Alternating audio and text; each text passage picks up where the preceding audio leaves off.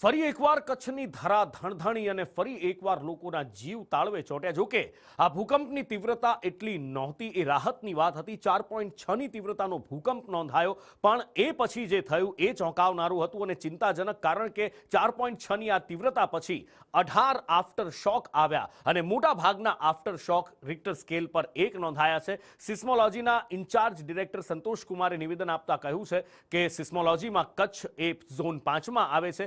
2001માં જે ભૂકંપ આવ્યો હતો એ રિજનમાં આવ્યો હતો, ત્યાં જ આ આંચકા નોંધાયા છે. ઝોન 5માં વધુમાં વધુ 8ની તીવ્રતાનો ભૂકંપ આવી શકે છે. ગુજરાતમાં તાલાળા, નવસારીમાં નાના નાના ઝાટકા આવતા રહે છે. એટલે કે કચ્છનો આ આંચકો, આ ભૂકંપ એક ચિંતાની નિશાની ખરી.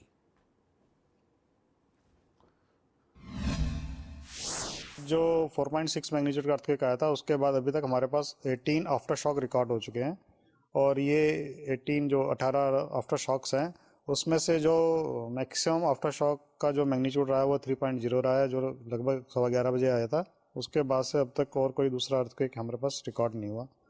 और अगर इसकी रीज़न की बात करें तो बेसिकली देखिए, ये अर्थक्वेक्स वहीं पे आ रहे हैं जहाँ पे भुज 2001 में जिस रीजन में आया था, उसका संख्याली बेसिन एक रीजन है.